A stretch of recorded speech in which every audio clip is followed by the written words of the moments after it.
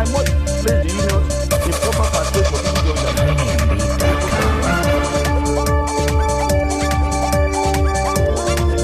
Hello and welcome to the program. Now, the rate of violent crime in Nigeria is on the increase, and it seems that security agencies in the country are stretched to their limit. Now, the crime specification ranges from kidnapping, armed robbery, pipeline vandalism, court clashes to political violence. One common index of all the crime is the use of small arms and light weapons. The proliferation of small arms and light weapons in Nigeria, according to experts, is alarming, and this is said to be responsible for the high crime rate in every part of the country. Recently, the United Nations Regional Center for Peace and Disarmament in Africa said about 70% of small arms and light weapons in Africa is in Nigeria. This figure, of course, may be debatable, but it only shows how serious a crisis we're in. And if you're in doubt, just imagine a situation where the Nigerian Air Force had to use fighter jets to bomb the creeks around Arepo area in the outskirts of Lagos in order to flush heavily armed militants who have made, of course, that area a living hell for residents there. Now, this was after many failed attempts by the Nigerian police to capture the area. Many innocent lives have also been lost owing to the activities of the militants. The situation is not different in the Niger Delta region, where militants brandishing sophisticated weapons have threatened to ground the nation. They have been bombing oil facilities there at will. In the north, there is the problem of Boko Haram and, of course, herdsmen who are daily threatening the peace and stability of the nation. Now, all of these incidents are direct fallouts of the proliferation of small arms and light weapons in the country. And just one more data. The International Society for Civil Liberty and the Rule of Law, a non-governmental organization, estimates that about 4.5 million light weapons are in active use daily in Nigeria. The body said that 1 out of every 45 Nigerians bears illicit arm. Now, according to the breakdown, 2 million arms and weapons are in the hands of civilians, especially politicians, 1 million in the hands of communal and state-sponsored vigilantes groups, and of course another 1.5 million arms in the possession of non-state actors like Boko Haram, Fulani herdsmen, Niger Delta militants. Now, these statistics clearly show that Nigeria is literally sitting on a time bomb. All right, joining me right now to discuss this very scary issue of small arms and light weapons in Nigeria is Nigeria's topmost security expert, Dr. Ona Ikomo. Doc, thank you very much for joining us again on the program. Let me start by asking you, how concerned should we be about this? Well, I think we should really be very concerned because small arms and light weapons, they give capability to the bad guys to carry out whatever designs they have, whether be they militants, be they terrorists, be they insurgents, be they headsmen, be they whatever, kidnappers, armed robbers, whatever ilk of malevolent actors they are, it gives them capability to carry out their design. Now, one of the things we were looking at recently at a roundtable session at the Nigerian Institute of International Affairs was the why non-state actors in Nigeria now have the capability to resist the will of the government of the day. And whereas the government is supposed to have monopoly of coercive force. Well, the problem is the genie is out of the bottle. The small arms and light weapons are making it possible for non-state actors to challenge the state because they have the same kind of capability that the state has. So it's a very big problem, and I think we should really be very concerned, particularly with the kind of figures we are seeing that Nigeria is predominating in terms of the destination of these small arms and light weapons. And of course, it must be one of the reasons why, for instance, the Niger Delta militants are, daring to take on the Nigerian military. Exactly. Because if you don't have the capability, then of course you will perhaps obey the laws of the land, as it were. But because the capability is there, now we have to negotiate with them on their own terms. And, that really weakens the resolve and abilities of the government of the day, because you really want to negotiate from a position of strength, and you want to restore human rights. You want to respond to issues of perhaps difficulties with political grievances that people have in society, but you don't want to do it because they have you over the barrel of the gun. Because when somebody has you over the barrel of the gun, then you have to give in to them. I mean, 70%, that's according to a United Nations agency now, 70% of the small arms and light weapons in West Africa, 70% of that is in Nigeria. The question is, just how did these weapons, how did these arms now find their way to this country? Well, two things. One, there is the buying power here in Nigeria. People want to buy it, and people are amassing weapons at an alarming rate, at a terrific rate, because they want to prosecute their own little wars here and there. There was a story which a general once told me, a general from Benue State, and he said because of the herdsmen conflict in his state, he heard that 2 container loads of rifles arrived of AK-47 rifles arrived at Onitsha,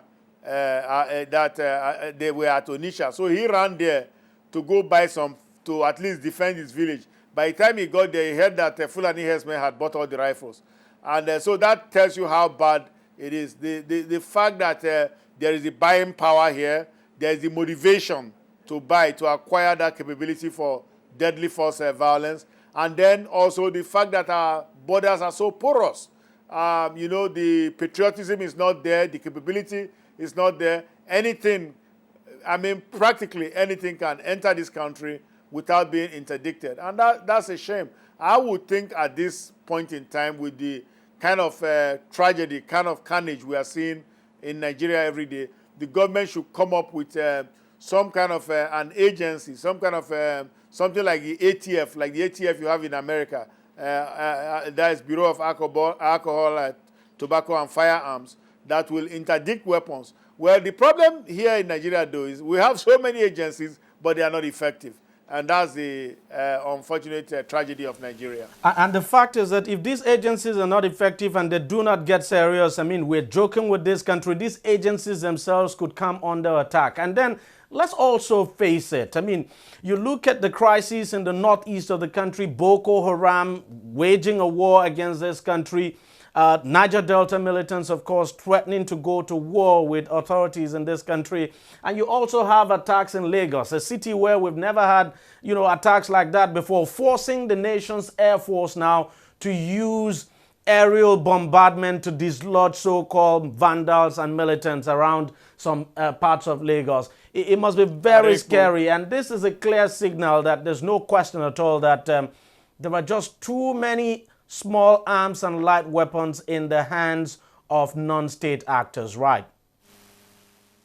Well, again, for some of the same reasons we've stated, and perhaps more. I think one of the things that needs to happen right now, something that's very important, is that we should beam a searchlight on the political class, because it's the politicians who, for the most part, import a lot of these pernicious weapons for their own ends. And when they lose elections, or even when they win elections, these weapons end up back in the hands of their supporters, who they imported the guns in the first place to arm.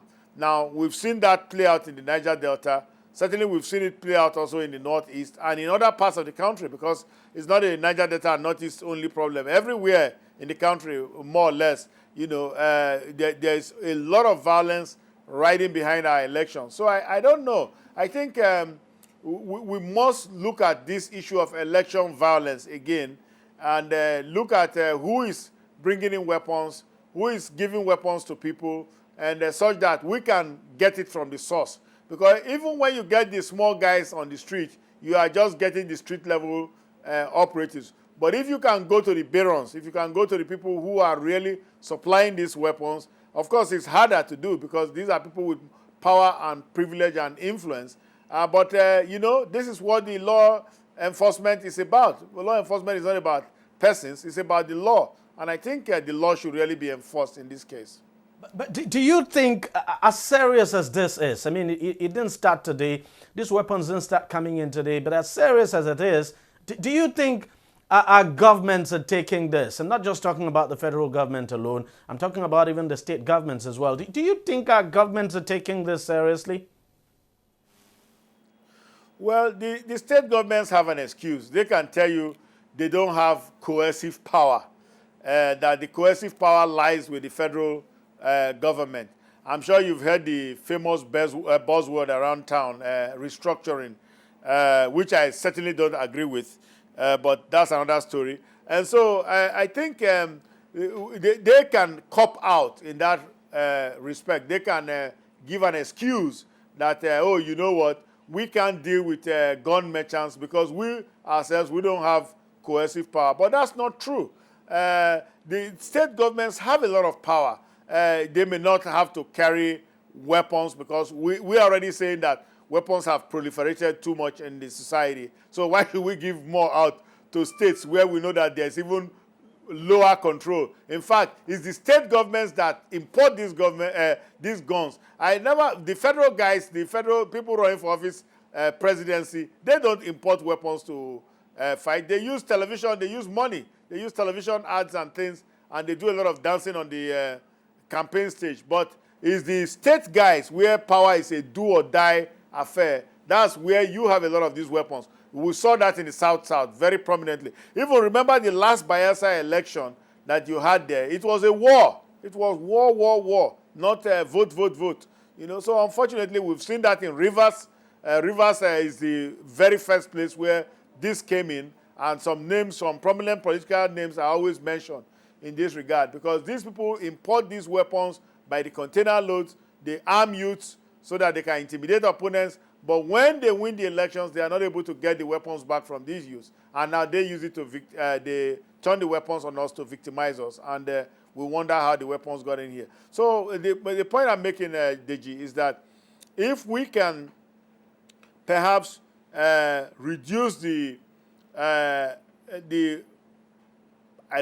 perhaps the grab for power, or the effort by state actors to gain a state office by all means. If we can reduce that attraction, perhaps this will start going away. And then, of course, I love enforcement, because if we jail 2 or 3 people, or even just line some up and shoot them in a firing squad, you know, a lot of these things will start going away. But, you know, in a situation where this country, we don't want to enforce the laws, we just talk about them, and things go progressively worse on a daily basis, is really very unfortunate. Let's now talk about Boko Haram. I mean, over the week, we had that announcement, ISIS naming a new leader for Boko Haram. And, of course, the so-called former leader, Abubakar Shekau, also issuing an audio message saying that he still remains in charge. What's your take? Because we know you issued a press release on this, but why should we worry about what is happening with Boko Haram? Well, I worry, first of all, if ISIS is appointing Abu Musab al-Banawi, the head of Boko Haram, and Shekau is issuing a statement saying that he's still in charge, well, that's good. That's good for the government and people of Nigeria, because it means there is dissension within the Boko Haram camp. Now, if they are disunited, if they are quarreling, they cannot mount good attacks. They cannot mount their attacks on Nigeria. And certainly you see what has been happening. Their stocks have been falling very fast recently. The government has been having an upper hand. Government has been winning the insurgency war against Boko Haram. Our boys are doing very fine. They are kicking butt. The Air Force is flying sorties, very impressive sorties, and so on and so forth. Now, but having said that, I worry when ISIS Central, wherever they may be located now, I think some people are saying they are in Libya now. I worry when ISIS says that Abu Musab al-Banawi is the leader of Boko Haram, because that just shows that there is a greater cooperation or even collaboration or even operation beyond strategy. There's greater operation on ground in Nigeria here between BH and ISIS. And that is very worrisome because ISIS is a very deadly and very sophisticated and very well-resourced terrorist organization. And as much as possible, if you look at the trajectory of my pronouncements of this, I have been like, let us keep these guys, let's keep them out of this country. We don't want them in here. And so it worries me when ISIS begins to make appointments here in Nigeria and say this is the leader in charge of West Africa. It means they are taking ownership, and it means, in fact, they might become fully operational soon in this part of the world, and that's a big worry for me. Just before I let you go, a final question now. You also warned against the release of BH prisoners. I'm talking about Boko Haram prisoners now. We know that the government has been releasing some of them after keeping them for over a year. And the government, of course, releasing them, saying they do not pose any risk at all. But you are warning that they shouldn't be released just yet. Well, yes, it's out of the abundance of caution. I think we should be very careful. We are still fighting a war, for goodness sake. It's still a shooting war. They ambushed a UN convoy the other day. They ambushed a military convoy the other day. They took over a town recently the other day. A few weeks ago, they took over Bosso in Niger Republic. You know, so we are still at war, no matter how much of a good face, a smiling face we want to put on it. We are still at war. These guys are coming out of the countryside and carrying out raids, carrying out attacks. They come in, sack villages, carry food away, carry some women away, of course, you know, for obvious reasons. And so what I'm saying is, having said this, and the people who are captured in battle, we are letting them go. I mean, to me, it's like you are recycling them to go back into the battlefield. Now that we have a new existential threat, even particularly now that ISIS is saying that BH is now a division of ISIS, I would really be very concerned because this thing is ideology. It's an ideological warfare. How did they become radicalized in the first place? It's in the head. It's the ideology. And what is the test for de-radicalization? How do you know that they've been de-radicalized? You know, aside from just saying so that they've been de-radicalized. So I think if it's not too much of a cost to the government, to the treasury, we should keep them for a little bit longer, and you let this shooting war go. Because what we have seen, we've seen it happen many times. Oguche, the guy who did mastermind of Yanyan bombing, he was invited. He was a person of interest. He was let go, and he went and killed 75 to 100 people in Yanyan. Before now, we caught him again in Sudan. You know, so what I'm trying to say is we have to be very careful that we are not recycling terrorists out into the battlefield, because we want this battle to come to an end. It's costing this country a lot of money. All those bombs you hear being dropped by the military, it's a lot of money to buy each one of those bombs. And that's how come we don't have enough money to pay civil servant salaries now. Well, Dr. Ikomu, thank you very much for your thoughts. And as always, thanks very much for coming on DEJI360. Well, we'll take a short break, and when we come back, we'll continue this discussion. Every day, every hour, and every minute, news break in Nigeria. Things happen so fast, it's most times difficult to track and comprehend them. But that's what we do right here on DEJI360. 2015, would you want to come back again? It's like asking Jesus Christ if he knew he was going to die, will you want to come back as the savior of the world again? We do not just help you track the stories, we break them down, explore all the angles, analyze the issues so that you can fully comprehend the stories and use them to make the right decisions.